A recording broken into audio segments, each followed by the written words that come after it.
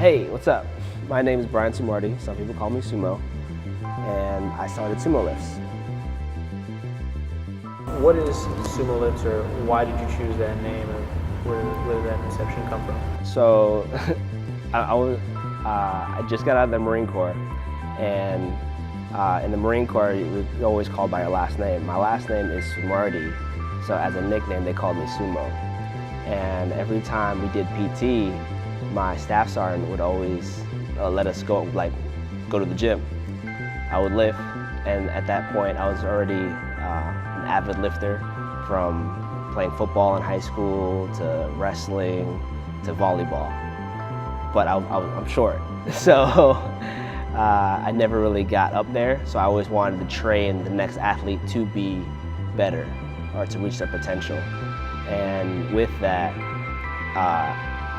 one of my buddies just told me that to look up the state records in powerlifting, and that's when I looked at the records and was like, oh, I can beat these.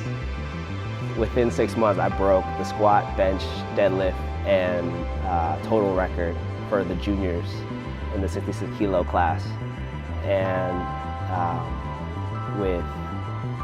with my time in the Marine Corps, I became a non-commissioned officer, an NCO, and at that point, I kind of understood that I had responsibility, because I had to take care of Marines underneath me.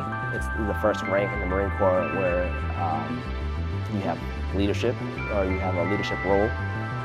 And I just applied what I learned in the military, in the Marine Corps, in the civilian sector, and try to do that with clients now. I really want to emphasize that everyone's different. So the way I approach person A could be very upfront, very energetic, and just be like, yo, I really like what you're doing, or let's get right into it. And then we just start lifting. But the biggest thing for me, it's all about communication. So majority of my clients just happen to be teachers, psychologists, scientists, people who understand models, mental models. They have some type of structure in their lives, but then usually they happen to also be anxious, or some type of depression in a way. And I can kind of relate to that.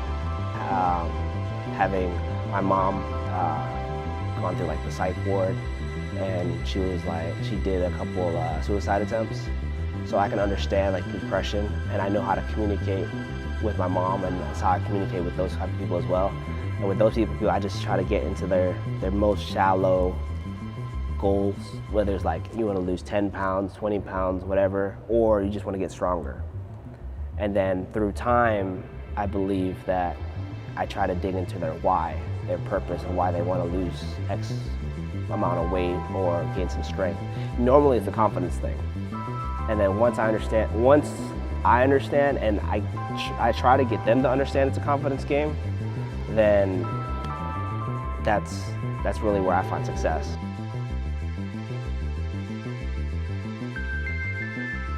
My story starts when I want to say everything started about 3rd grade. In the 3rd grade, I realized that, I don't know, I just made the most out of everything. In the 3rd grade, I had a Walkman. I had a CD player, and then back in the day we used LimeWire and Kazaa. And this is just starting up my entrepreneurial life. And I think I realized that my brothers always had a bunch of blank CDs. And what I realized was people would pay for CDs or music to be played on their Walkman or MP3 player or whatever. And at that point, I realized how to make money. And then at the same time, how this relates to my training is that I was very sheltered growing up. And because I was so sheltered, I literally kind of just went school, home, homework, and repeat until the 5th grade. And then at that point, I asked my mom if I could walk home with the other kids, the other kids that lived in our neighborhood. And then from that, I kind of realized to open up And I think by 6th grade, how old are we? Like 11, around that age. So imagine your first 10 years living, you kind of just like, you talk to your parents. And I have a couple like family friends that my mom kind of pushed to because my mom was very social.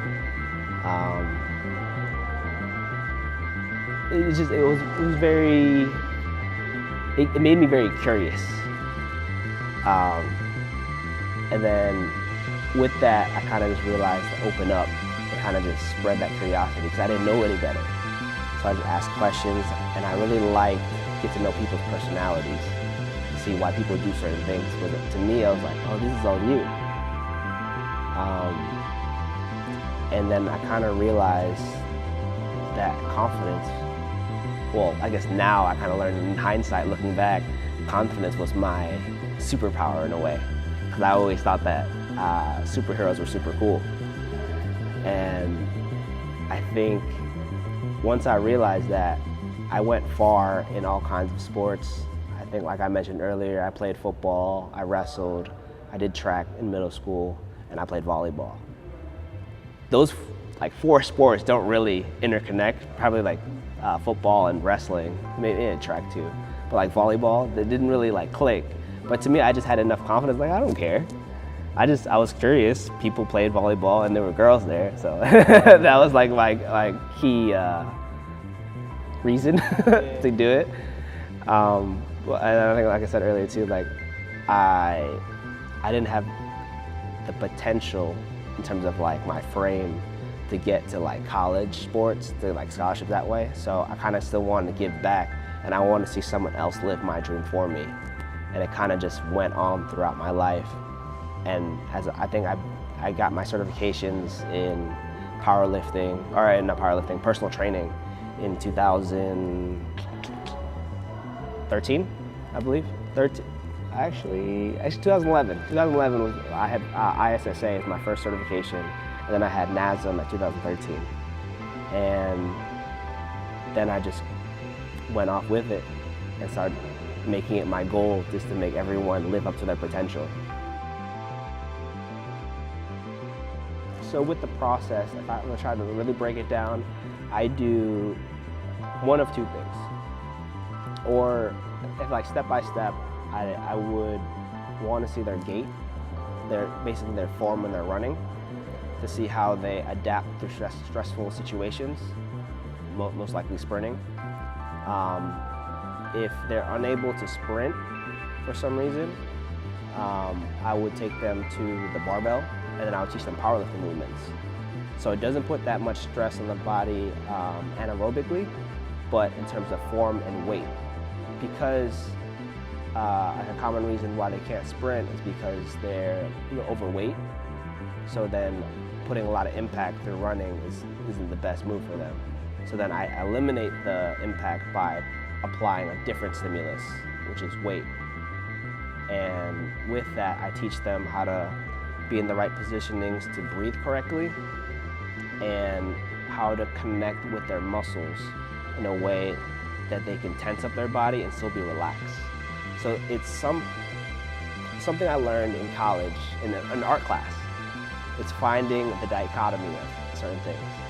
The dichotomy, it's in my perspective that I believe that what it means is the balance of 2 opposites. And I believe that being stressed and being relaxed are my 2 things that makes me successful in whatever I do. That gives me confidence because I understand both perspectives of the situation. And I believe that with most things in life, things are just binary of 2 things. And if you can understand both perspectives, then you're golden. Goals for me personally, I'd like to think that I just want to do my part in the world. One thing that I've been really learning about recently is Stoicism. It's a certain type of philosophy. And a part of Stoicism, they really think about their death. A big saying, quote, I believe by Marcus Aurelius, is memento mori, and it basically just means remember you'll die. that has always been on the back of my mind for a very long time. And with that saying, I understood that I am just a small part of this entire world. I'm one person out of billions. And in order for me to be happy, I don't really have to care about the rest of the world and to like everyone's opinions, but rather as long as I can make the people around me better. And if I ever cross paths with someone, I just want to leave them with the impact that that's a nice guy, that's a good role model, that's someone who's really living up their life in the way they want to live. And I wish that for everyone around me, not just for them, almost like selfish for me as well. Because if the people around me are happy, I'm going to be ecstatic. To be able to push yourself to the next level, and it kind of just teaches you a lesson, whether you're meant to do something or you're better off putting your efforts in something else. Because your confidence would only tell you how far you can go.